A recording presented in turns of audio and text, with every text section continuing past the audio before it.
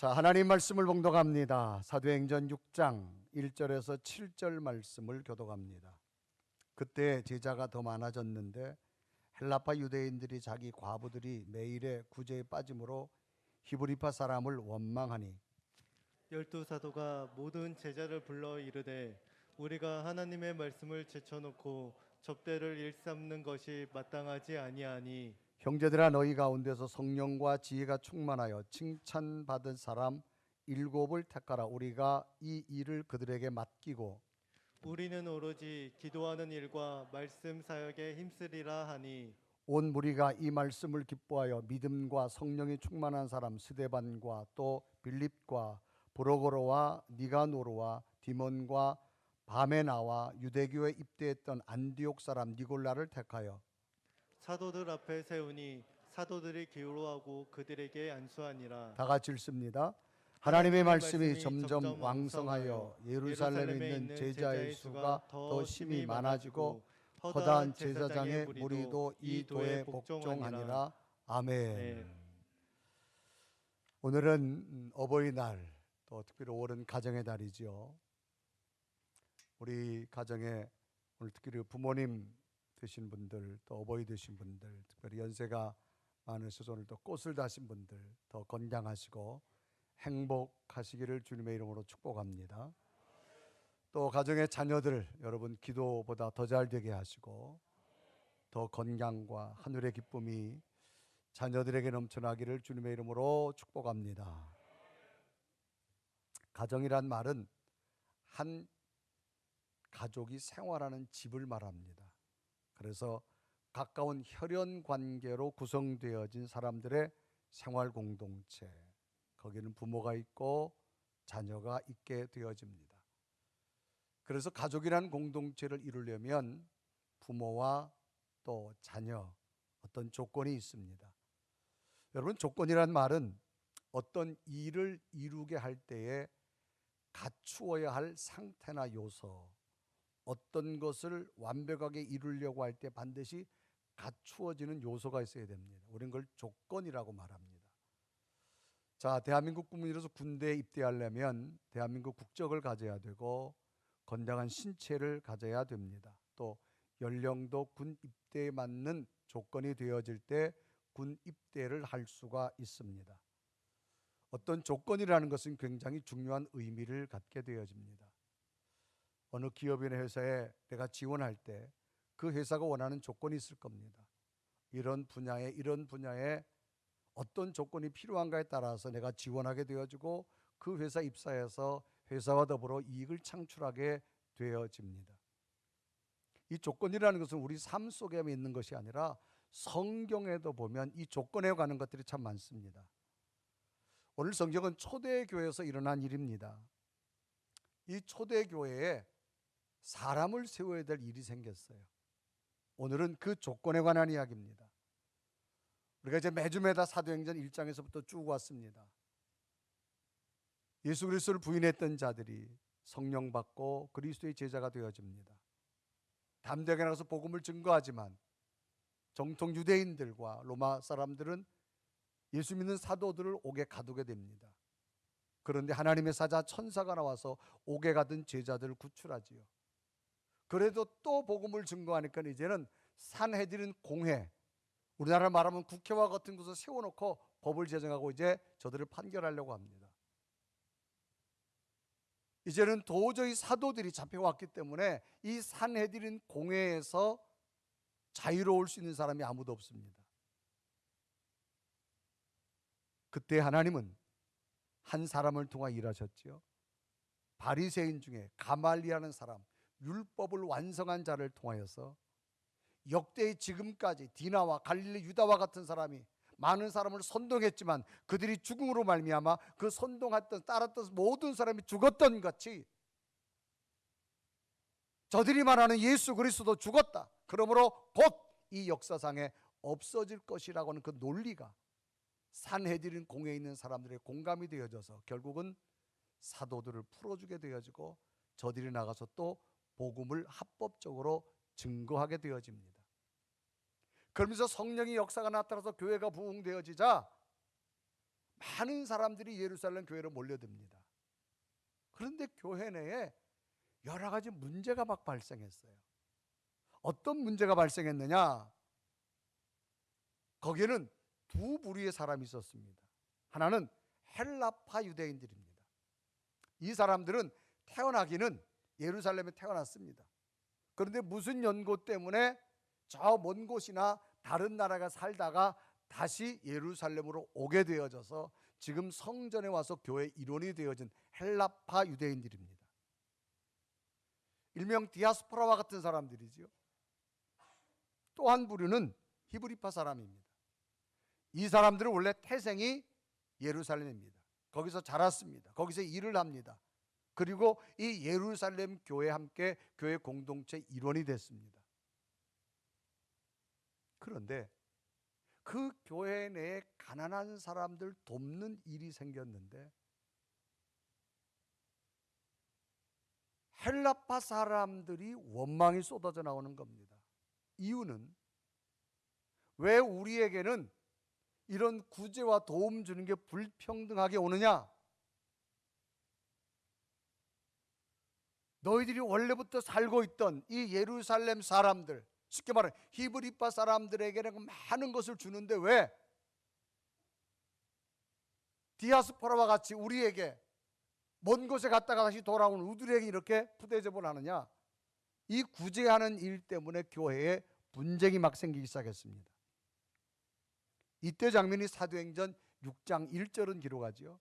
그때에 제자가 많아졌는데 헬라파 유대인들이 자기의 과부들이 매일의 구제에 빠짐으로 히브리파 사람을 원망하니, 그러니까 히브리파 사람들은 태생이 예루살렘입니다. 쉽게 말하면 텃세를 부렸다 그 말이지요. 헬라파 사람들이 원망이 심한 겁니다. 왜 우리에게 구제의 물품을 이렇게 조금 주느냐? 우리를 왜 배제시키느냐? 공평하지 못하느냐? 그런 이야기입니다.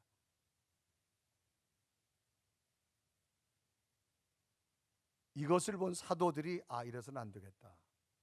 그래서 이제 사도들은 말씀 전하고 기도하는 일에만 몰입하고 평신도들의 지도자를 세우는데 7명을 세우려고 말합니다. 그래서 7집사를 세우는 사람의 조건을 이러이러한 조건을 가지고 사람을 세우겠다라고 기록되어진 것이 오늘 성경 본문의 내용입니다. 그래서 사도행전 6장 4절은 기록하죠. 우리는 오로지 기도하는 일과 말씀 사역에 힘쓰니라. 그래서 이제 초대교회에 이 사도들의 사역을 분배합니다. 그래서 7명의 평신도 지도자를 이제 세우는데 그 조건이 오늘 성경에 기록되어진 겁니다. 그러면 어떤 조건이 제시되어졌을 때 이 초대교회가 왕성하게 부흥되는 인물을 세우게 되어졌을까라고 하는 거지요. 우리는 가족이란 공동체를 가지고 살아갑니다. 부모가 있고 자식이 있습니다. 혈연 관계가 있습니다. 교회와 가족은 비슷한 점이 많습니다. 부모는 부모로서 어떤 조건이 필요하고 자식은 자식으로서 어떤 조건이 필요할 때 행복한 가정을 만들 수 있을까? 저는 초대교회 7집사를 선택한 그 조건을 보면서 이 조건이 저와 여러분의 조건이 되어져서 우리들의 가정 속에 하나님의 행복이 넘쳐나는 삶이 되기를 주님의 이름으로 축복합니다. 그러면 하나님 원하는 조건이 뭐였을까? 첫째는요, 따라합시다. 성령 충만.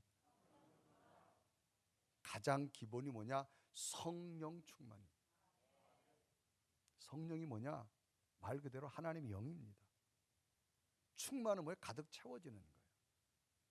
인간은 죄악된 심성을 가지고 있어요. 사람은 어둠 속에서는 자꾸 나쁜 짓을 하고 싶어요. 그런데 밝은 곳에서는 나쁜 짓을 잘 안 합니다. 모든 범죄가 일어나는 환경을 보십시오. 어두운 곳에서 모든 범죄들이 많이 일어나게 되어지는 것을 봅니다.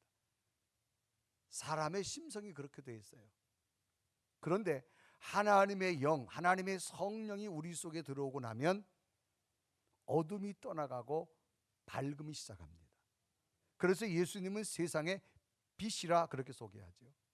빛은 간단합니다. 빛이 들어오면 어둠은 떠나게 돼 있어요. 여기도 지금 여러분 불을 켜놨기 때문에 밝아지는 거예요. 스위치를 끄는 순간 빛이 사라지면 어두워지기 시작합니다. 성령 충만은 뭐냐? 우리 심령, 인간이 하나님부터 만들어 그 존재 속에 하나님의 영이 임하는 겁니다. 그래야만 하나님의 뜻을 따를 수 있고 하나님의 계획을 알 수 있고 하나님의 약속을 발견해 갈 수가 있기 때문입니다. 지금 예루살렘 교회는 보이는 교회를 지칭하는 것이 아닙니다. 그저 외형적으로 교회, 그것을 의미하는 것이 아니라 여기에 진정한 교회는 우리 내면 속에, 그래서 헬라어 원문에 보면 에클레시아라는 단어는 뭐냐? 예수 그리스도를 구주로 믿고 모인 무리의 공동체, 우리 심령 하나하나가 하나님의 영이 임할 때 하나님의 교회 공동체를 이루는 것을 의미하지 건물을 보이는 것을 의미하지를 않습니다. 그러므로 초대교회에 하나님의 사역을 분배할 때 가장 소중한 것이 뭐냐? 성령 충만이었습니다. 아멘.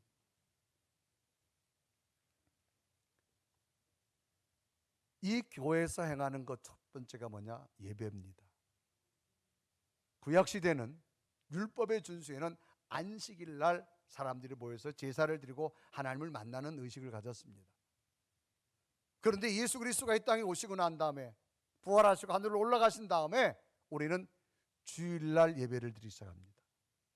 오늘 우리가 그럼 예배 드리는 주일날입니다. 다른 사람은 일요일이지요. 왜 그러면 주일날 예배를 드릴까? 기독교만이 가지고 있는 진리가 있습니다. 예수님은 부활하신 분입니다.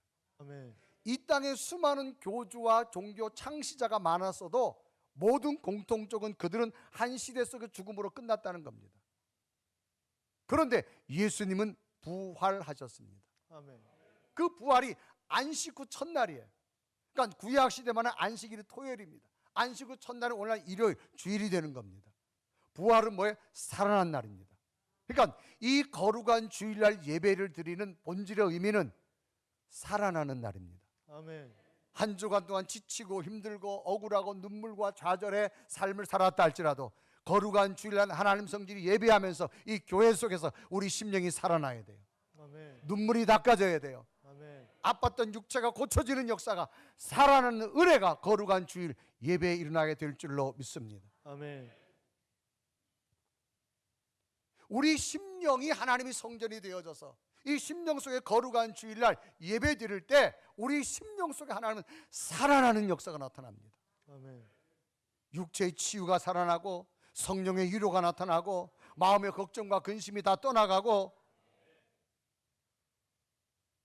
이런 은혜가 예배 가운데 일어나는 거예요. 아멘. 저는 오늘도 예배 드리다가 성전과 온라인 가정 예배 드리다가 이런 살아나는 기적이 일어났으면 좋겠어요. 아멘. 자동차를 운행하다 보면 엔진이 거대한 폭발력을 일으킵니다. 그 엔진을 움직이려면 연료가 들어가야 됩니다. 그 연료가 휘발유도 있고 경유도 있고 전기도 있습니다. 휘발유 자동차는 휘발유에 맞게 주유해야 되고 경유 자동차는 경유에 맞게 주유해야 됩니다. 그래서 여러분 주유소 가다 보면 휘발유, 경유 있잖아요. 그거 잘 봐야 돼요. 휘발유 차에다 경유 넣으면 큰일 납니다.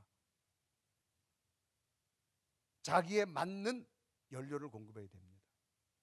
그래야만 그것이 거대한 폭발력, 엔진을 움직여서 거대한 폭발력 움직여서 끊임없이 목적지까지 달릴 수 있습니다. 우리 인간을 움직이는 거대한 폭발력을 일으킬 수 있는 원료가 뭘까? 성령 충만입니다.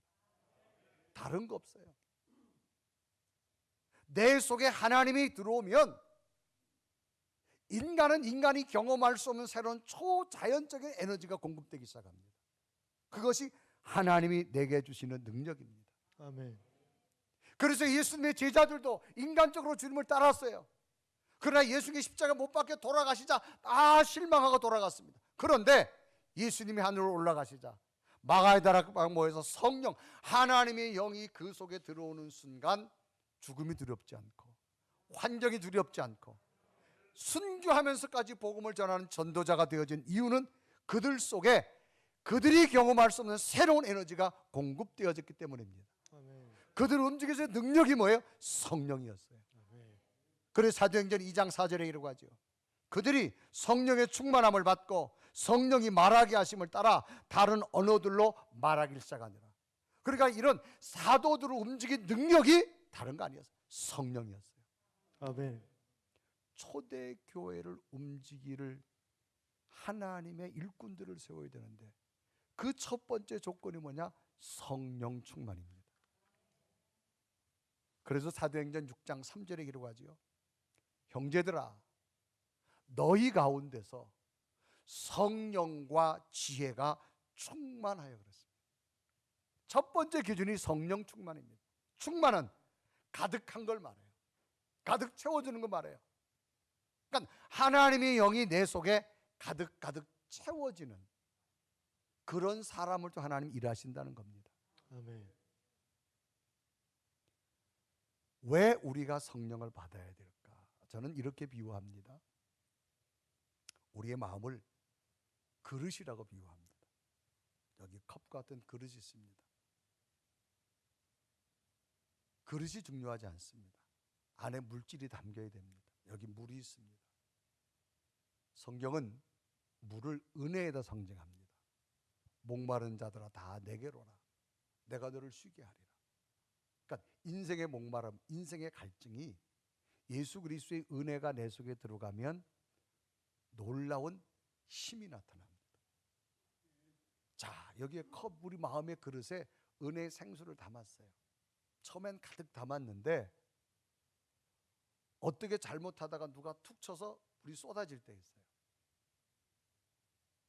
여러분 믿음 생활 잘 하려고 한 주간 동안 살지만 누군가가 전화 한 통화에 믿음이 쏟아질 때가 있어요. 그래? 그랬어? 믿음이 뚝 떨어져요. 마치 누군가가 여러분 은혜를 잘 담고 있는데 컵을 발로 탁 쳐서 쏟아진 거하고 똑같아요. 또 어떤 경우가 있느냐? 나는 잘 관리했어요. 그런데 어느 순간에 보니까 자연 증발됐어요. 온도에 따라서 기체가 변해가지고 자연 증발됐어요. 보니 컵이 물이 많이 줄어든 거예요. 나는 은혜로 참 살려고 했지만 나도 모르게 시간이 지남으로 말미암아 세상의 에너지가 강하다 보니까 나도 모르게 믿음이 점점 떨어졌어요. 흰 와이셔츠를 아무리 깨끗하게 입으려 그래도요, 시간 지나면 다 여러분 이 피부가 닿는 곳에 먼지가 묻게 돼 있어요. 마치 그런 거 똑같아요. 어느새 물이 떨어졌어요. 여러분 물은 뭐예요? 생명을 살리는 거예요. 사람의 몸에 물이 들어가야 돼요. 식물에 물이 있어야 돼요.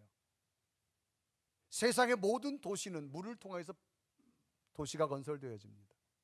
이 물이 너무 소중하지요. 그래서 주님은 이 물을 은혜에다 상징합니다.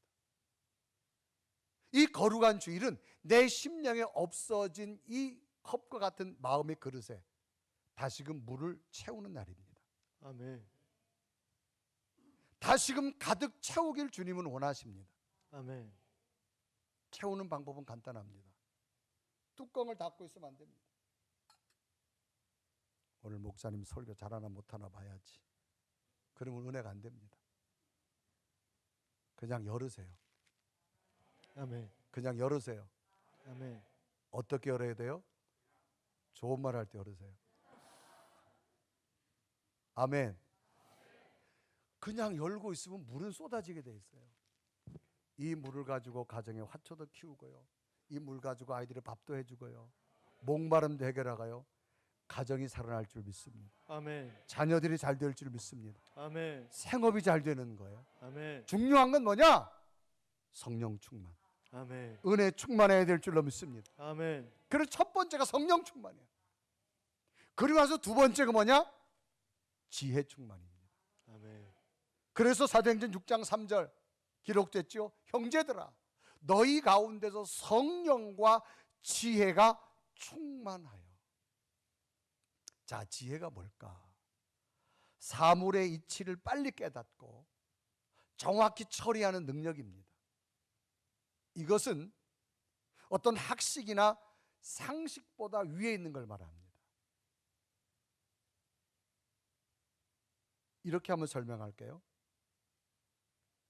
학식이 높아서 학위를 받은 자들이 어떤 인류를 위해서 새로운 화학 성분을 발명했습니다. 위대한 발명이라고 말합니다. 사람들이 다 박수를 치지요.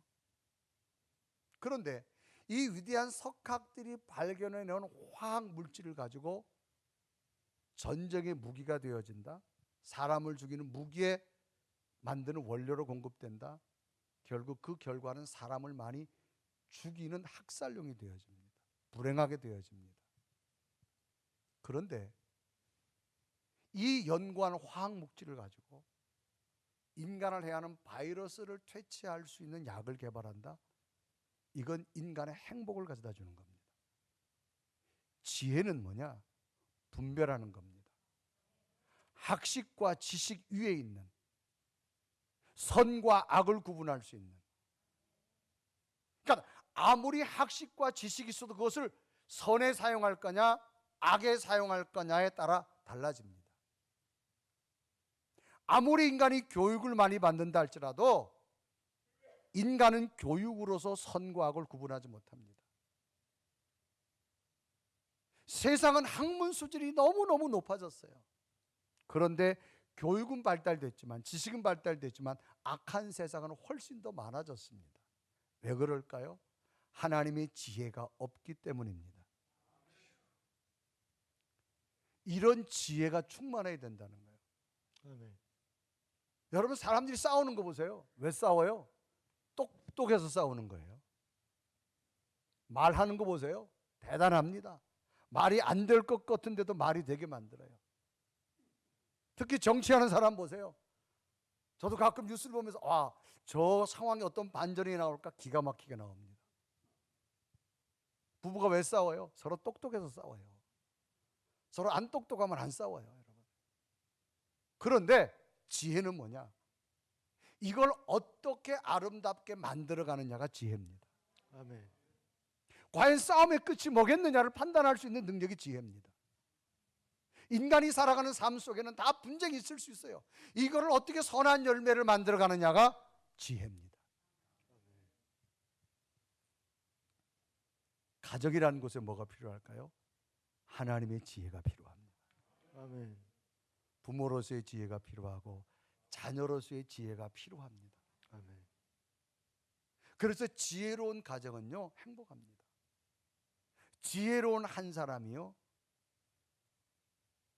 모든 삶을 바꿀 수가 있습니다. 아멘. 부모가 자녀에게 해줄 수 없는 것이 있습니다. 자녀를 세상에 태어나게 할 수는 있지만 자식을 대신해서 인생을 살아갈 수는 없습니다. 자녀를 교육시켜 줄 수는 있지만 배우는 일은 자녀의 몫입니다. 자녀에게 인생의 방향을 제시해 줄 수는 있지만 자녀의 곁에서 끝까지 이끌어 줄 수는 없습니다. 자녀에게 옳고 그름을 가르쳐 줄 수는 있지만 자녀를 대신해서 결정해 줄 수는 없습니다. 자녀에게 좋은 옷을 사줄 수는 있지만 내면의 아름다움은 만들어 줄 수가 없습니다. 인간이 할 수 없는 것 하나님의 지혜로 만들어 갑니다. 그래서 오늘 초대교회 일꾼의 자격이 뭐냐? 첫째는 하나님의 영이 충만하고 두 번째는 하나님의 지혜입니다. 아멘. 오늘을 살아가면서 더욱 필요한 게 뭘까요? 이 하나님의 지혜가 필요합니다. 부모에게도 필요하고 자녀들에게도 필요합니다. 아멘. 이 지혜는 일반 동물에서도 지혜를 배우는 경우를 봅니다. 동물 가운데 말과 소가 있습니다. 물어볼게요. 말과 소가 땅에 살아요? 물속에 살아요? 너무 어려워서 대답을 안 하시는 것 같은데. 자, 땅에 사는 말과 소를 이런 저수지에 갔다가 중앙에서 탁 던졌어요. 그러면 아마 살려고 헤엄을 치겠지요.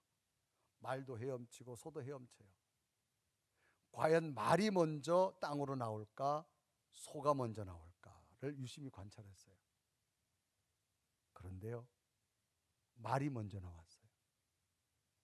말이 굉장히 하여간 4발 달린 짐인데 헤엄치는 게 신기할 정도로 손은 느릿느릿하게 치면서 육지로 올라왔어요. 그런데 상황이 큰 홍수로 말미암아 물이 범람할 때 소와 말이 상류에서부터 막 떠내려갑니다. 그럴 때는 상황이 달라진다 그래요. 말은 자기가 헤엄을 잘 치니까 무조건 물이 내려오는 방향을 해서 막 헤엄쳐서 올라간답니다. 열심히 헤엄치지만 몸은 계속 밀려간다는 거예요. 계속 헤엄치다가 탈진해서 급류에 떠내려가 버리면 안 돼요. 그런데 소는 헤엄이 좀 부족한데 소는 자기 물살이 내려오는 곳을 헤엄치지 않고 물살에 등을 댄답니다. 등을 대고 떠내려간대요. 10m 떠내려가면서 버둥거리면 1m 앞으로 가고 10m 떠내려가면서 버둥거리면 1m 앞으로 가고 10m 적어도 한참 내려가다 보면 어느새 육지에 닿는다는 거예요. 동물에서 배울 수 있는 지혜입니다. 사람은 지식만 가지고 물살을 거슬러 못 올라가요. 때로는 지혜가 필요합니다. 아멘. 이런 지혜를 누가 주느냐? 하나님이 주는 거예요. 아멘. 그래 한자 수거 가운데 우생마사라는 말이 있어요. 소는 사는데 말은 죽는다는 거예요. 오늘날 모든 사람이 학問과 지식을 최고라고 말하면 그렇지 않습니다. 인간의 삶은 지혜가 있어야 됩니다. 아멘. 그래서 성경은 성령과 지혜가 충만한 자, 그리고 마지막 한 사람, 칭찬받는 사람을 말합니다. 그래서 사도행전 6장 3절에 기도하죠. 우리 한번 다 같이 읽어볼까요? 시작. 형제들아 너희 가운데서 성령과 지혜가 충만하여 칭찬받는 사람 7을 택하라. 우리가 이 일을 그들에게 맡기고. 세 번째는 칭찬받는 사람. 칭찬은 뭐예요? 좋은 점이나 착하고 훌륭한 일을 높이 평가하는 걸 말합니다. 다른 말을 말하면 그 사람의 인격을 말합니다. 그 사람의 품격을 말하겠지요. 대인관계에서 나타나는 그 사람의 보이지 않지만 그 사람에게 풍기는 품격, 그 사람의 인격을 지칭합니다. 칭찬 듣는 사람. 여러분, 교회란 공동체 속에서 우리의 이름을 가지고 살아갑니다. 저는 더 넓게 목회자 세계를 많이 만나게 되겠죠. 다른 사람들을 많이 만나게 되겠죠. 누군가가 저를 향해서 유병용 목사라고 하는 이름 앞에 그분 괜찮아, 그래도 참 좋은 사람이야. 커피도 잘 사고 빵도 잘 사고 뭐 그러나. 그런데 유병용 목사 있는데 말도 하지 마. 그렇다라고 하면 과연 나라고 하는 존재가 수많은 사람 앞에 어떤 모습이 되어질까라고 하는 거죠. 오늘 성경은 기준이 뭐냐? 인격이 된 사람, 사람이 된 사람. 사람의 실력은 다 거기에요.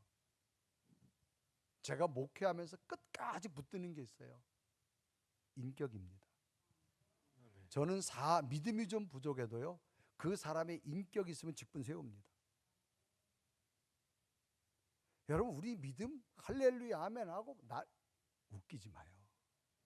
고난 당해봐요. 믿음 어디가 다 팽개칩니다. 교회에서 소란 피우고 문제 일으키는 사람이 여러분 믿음이 없어 그런 줄 알아요? 옛날에는 다 한 가닥 믿음 한 사람들이에요. 그런데도 어느 순간에 자기 감정 뒤틀리고 나면요, 없어요. 이게 뭐냐? 인격이 돼야 된다는 거예요. 아멘. 저는 적어도 우리가 하나님 앞에 믿음의 사람이라면 우리의 이름 앞에 누군가가 여러분을 평가했을 때 괜찮아, 훌륭해, 아멘. 좋은 사람이야. 아멘. 여러분 전도가 다른 거 아니에요? 여러분 아파트 살아가면서 위에 집이 좀 떠든다고 올라가가지고 한참 싸우고 나서 엘리베이터 만났어요. 분위기 깨우세요. 누가 오겠어요, 여러분? 그런데 막 시끄러운 거 알아요. 근데 위에 집이 먼저 와가지고 어머 죄송해요. 여러분. 아니 괜찮아요. 우리도 애들 키울 때 다 그랬어요. 오셨는데 커피 한 잔 들고 가세요. 그분 엘리베이터 만날 때 어머 교회 가시나 봐. 어느 교회 가세요? 분위기 이렇게 얼른 갈게요. 그러지. 아멘. 아멘. 착한 사람이 돼야 돼요. 믿음 먼저 자랑하지 마시고 인격을 먼저 만듭시다. 아멘. 전쟁 역사에 보면 프랑스가 세계를 막 정복할 때 나폴레옹이 이런 이야기가 나와요. 폴란드를 막 점령하고 또 새로운 전투 태세를 준비할 때 그 폴란드 학 지역 거기는 영주라고 하는 그 캡틴이 있었는데 그 사람 집에 머물면서 그분이 식사 초대를 했답니다. 이제 프랑스의 점령군 나폴레옹 황제가 부하들을 데리고 그 폴란드 점령된 땅의 영주 집에 식사 초대를 받으러 간 거예요. 여러분 식사 초대를 받다 보면 앉아야 될 좌석이 있어요. 상석이 먼저 준비되어 있고 그 다음 수행원들이 앉게 되잖아요. 여러분 전쟁의 영웅 나폴레옹이 갔으면 제일 상석에 앉아야 되는데 상석이 아니라 세 번째 자리에 나폴레옹 자리가 있는 거예요. 그래서 나폴레옹 황제를 여기다 모시고 나니까 옆에 갔던 수행원들이 화를 내는 거예요. 그 말이 되냐? 너 나폴레옹 말 한마디면 너네 집은 쑥밭이 될 수 있고 너네 목숨은 금방 날아갈 수밖에 없어. 그런데 감히 우리 황제에게 이 상속을 놓고 세 번째 자리에? 그때 나폴레옹이 말합니다. 무슨 이유가 있겠지. 그럴 때 영주가 말하더랍니다. 황제님이 귀한 분인 거 다 압니다. 그런데 이 두 자리는 저희 부모님이 연로하십니다. 이제 곧 나오실 텐데 우리 부모님이 연로하시기에 문에서 가장 가까운 곳에 앉으셔야만 우리 부모님이 식사를 편하게 할 수 있습니다. 황제님을 세 번째 자리에 모셔서 죄송합니다. 이 나폴레옹이 한참 생각하다가 그 영주의 그 지혜로움에 그 착한 인격에 감동이 돼서 후에는 나폴레옹이 폴란드를 점령했을 때 높은 자리를 주어서 잘 먹고 잘 살았다고 하는 전설적인 이야기가 있어요. 여러분 우리가 하나님을 믿는다면 착한 사람에 도전합시다. 아멘. 세상은 다 지지고 볶고 높아지고 남을 헐뜯고 하지만 그거보다는 내가 착한 자리에 머문다면 하나님이 먼저 기억할 것이고 아멘. 하나님이 보실 것이고 아멘. 하나님이 세워지는 길이 있을 줄로 믿습니다. 아멘. 우리는 이제 가정의 달을 맞이해서 부모된 분도 계시고 자녀된 분도 계실 겁니다. 그러나 우리는 오늘은 어버이날입니다. 어버이날인데 내 속에 있는 부모님은 어떤 분의 모습일까를 우리가 한번 생각해 보게 되어지는데 우리는 지난 감동의 이야기를 하면서 마무리하려고 하는데 우렁이라고 하는 그런 그 조개 종류의 이 파충류가 있습니다. 이 우렁이는요 자기 몸 안에 알을 40개 내지 100개의 알을 낳는다고 합니다. 그리고 그 알을 부화시킵니다. 그러면 새끼들이 그 우렁이 껍질 안에서 나와서 이제 뭘 먹어야 되잖아요. 그러니까 아직 못 나오니 먹을 게 없으니까 그 어미의 살을 파먹습니다. 살을 파먹어요. 그래서 그 많은 새끼들이 어미의 살을 파먹다 보니 어느 순간에 어미는 살이 다 파먹어지고 빈 껍질이 되는 거예요. 그 어미는 죽습니다. 결국은 이 어미는 빈 껍질을 가지고 물살이 있는데 둥둥둥둥둥 떠내려가 버리고 말아요. 그걸 바라보는 우렁이 새끼들은 조롱한답니다. 우리 엄마 시집가네, 우리 엄마 시집가네. 이 말은 뭐 우리 엄마 좋은 곳 가네, 우리 엄마 조롱한답니다. 어미는 죽도록 새끼를 해서 헌신과 희생을 했건만 결국 새끼들은 조롱해버리고 만다라고 하는 이 우렁이의 이야기입니다. 또 하나는 가물치라는 물고기가 있습니다. 이 가물치는 수천 개의 알을 낳는답니다. 알이 너무너무 많고 알을 낳을 때 힘이 들어서 알을 낳는 순간 자기 몸에 에너지가 다 빠져서 실명해버리고 만답니다.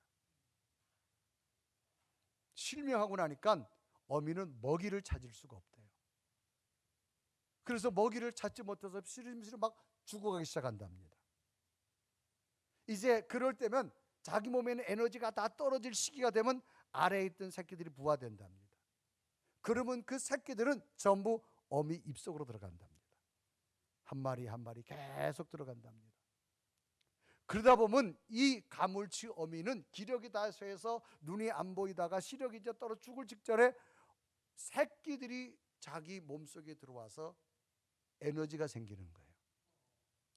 그래서 거의 죽음 직전에 새끼들이 자기 속에 들어와 가지고 에너지가 생겨서 눈이 떠진답니다. 그리고 다시 어미의 삶을 살아간다는 거예요. 그런데 100% 새끼 가운데 90%가 어미의 먹이가 된답니다. 10%만이 생존한다는 거예요. 그래서 가물치를 효자 물고기를 한답니다.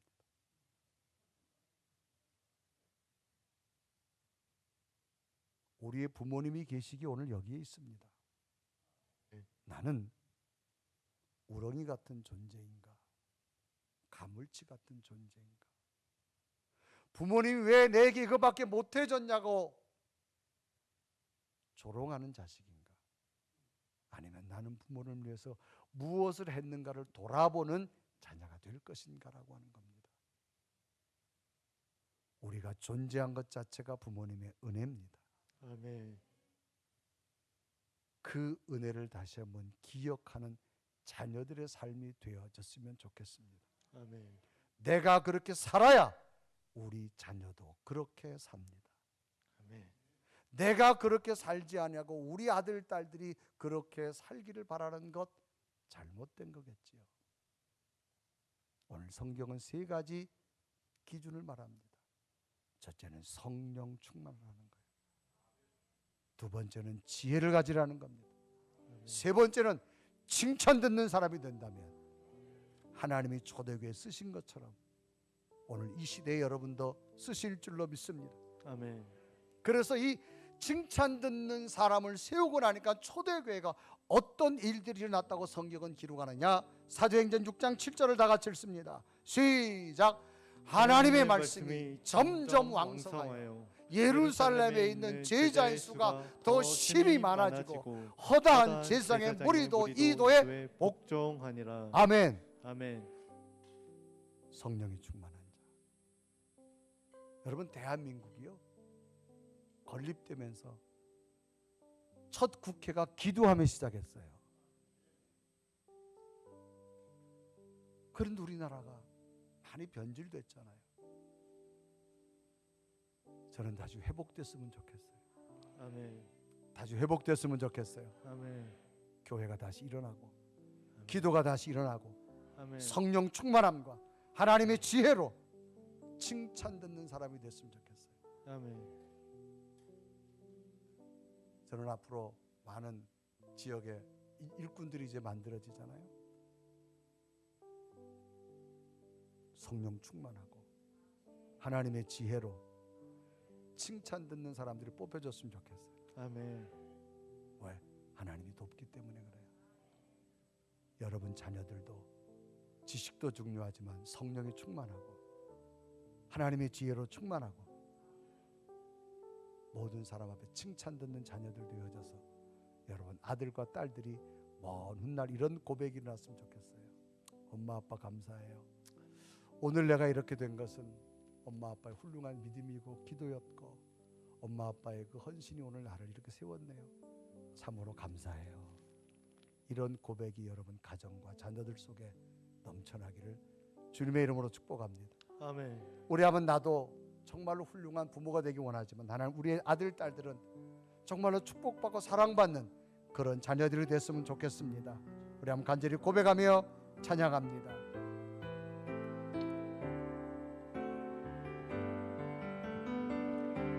사랑합니다 나의 예수님 사랑합니다 아주 많이요 사랑합니다 나의 예수님 사랑합니다 그것뿐이에요 사랑한다 하더라 내가 너를 잘 아노라 사랑한다 하더라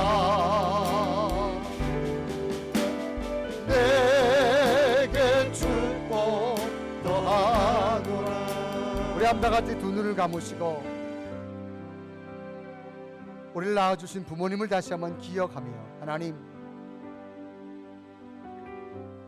내가 이 땅에 있게 된 것 부모님이 계시기에 여기까지 왔습니다.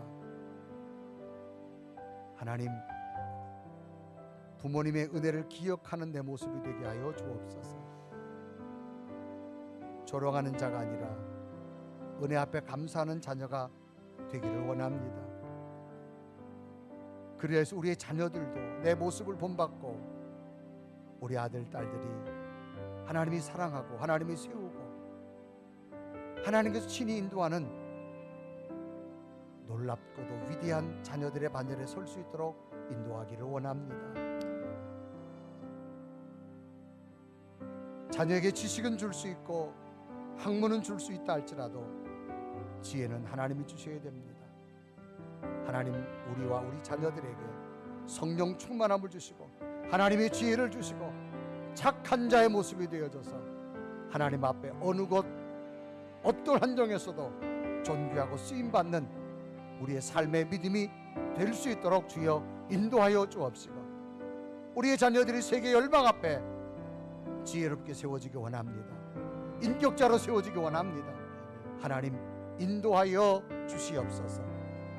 오늘은 이 세 가지 조건을 기억하시고 내가 믿음으로 살겠습니다. 내게 성령 충만을 주시고 내게 하나님의 지혜를 주시고 내가 착한 자가 되어져서 하나님 앞에 세워지며 우리의 자녀들 또한 이런 삶이 되게 해달라고 간절히 고백하며 하나님 앞에 기도드립니다.